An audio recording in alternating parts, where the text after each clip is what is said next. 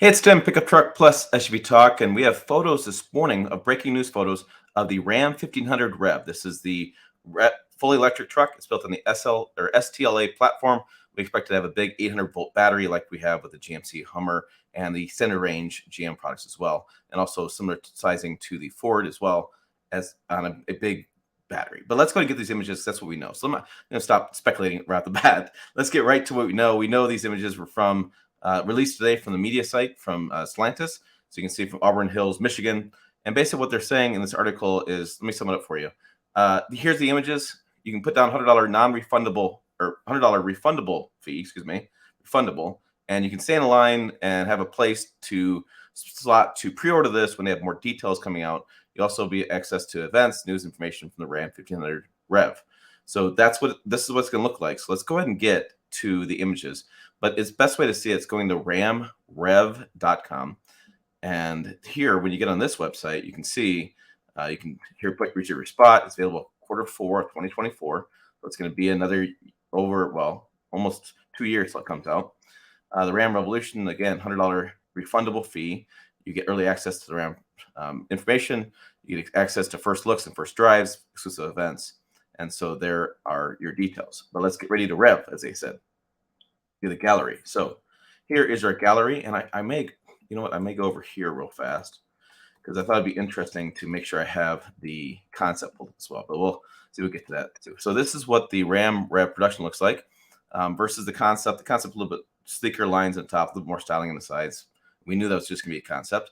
We also see the Ram boxes along the rear of the bed.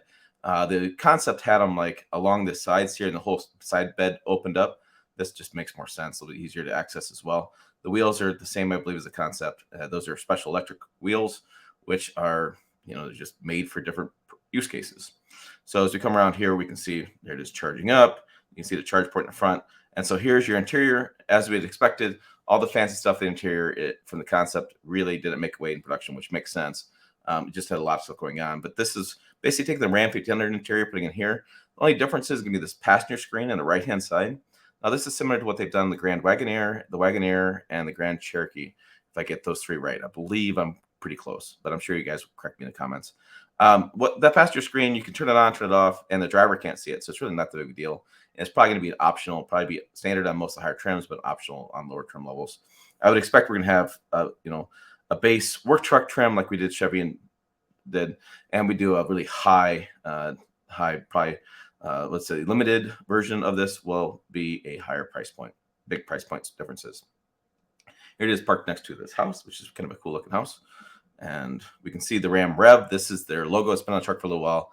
That's what they're calling it. They're taking Revolution, making it short. And an interesting photo there. We can see the dual panel moonroof on the top. And we can see that, like I said, the charging port is in that front corner panel, front sheet metal above in front of the door. And this, and we saw with this one, I'm gonna go back to this one more time. We see like a tonneau cover on the back. We see a crew cab. We see 500-foot bed. And so I think that's what we're gonna see. We're not gonna see anything like too crazy with this, as far as different trim levels or different cab configurations.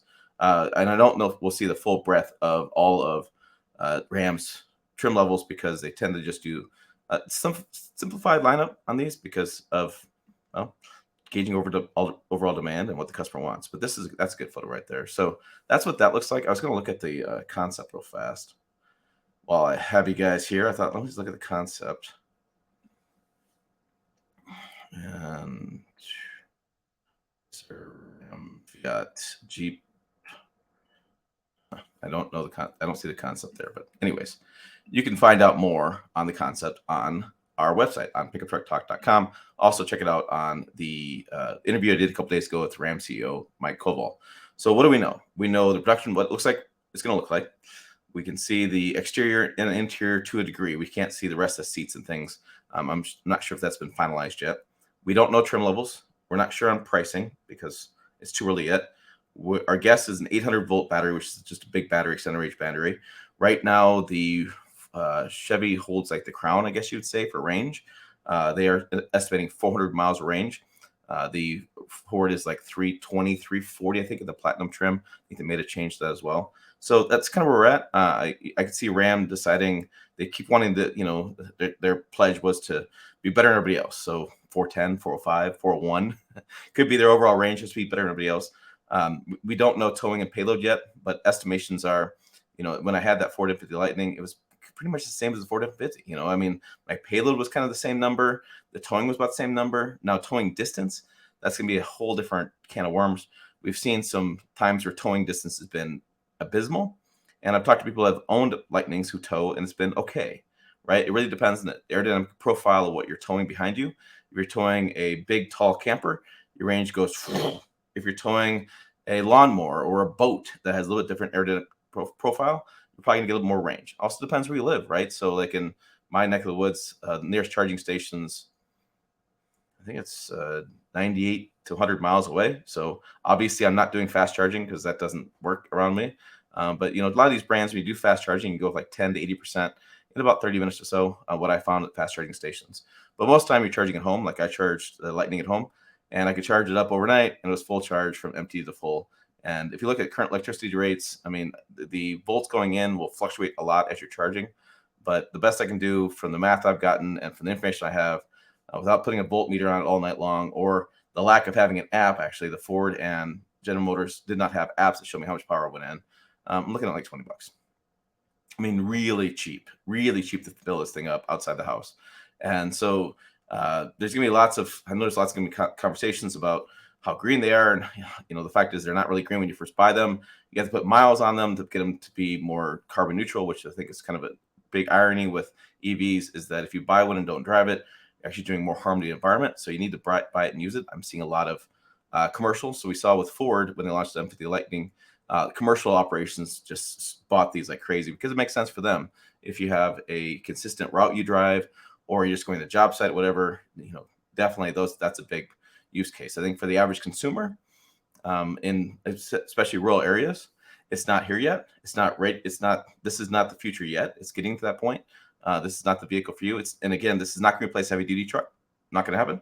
It's not going to replace gas or diesel. It's not going to happen. This is going to be an alternative power source, an alternative powertrain for customers who want a little bit something different. They want to get speed because EVs are really fast. They want to get the latest technology, and they want to have cheap fuel, which electricity is pretty cheap fuel depending where you live. Right now, where I live in western Nebraska, it's 16 cents per kilowatt hour. Nationally, I think it's a little bit cheaper than that on an overall basis.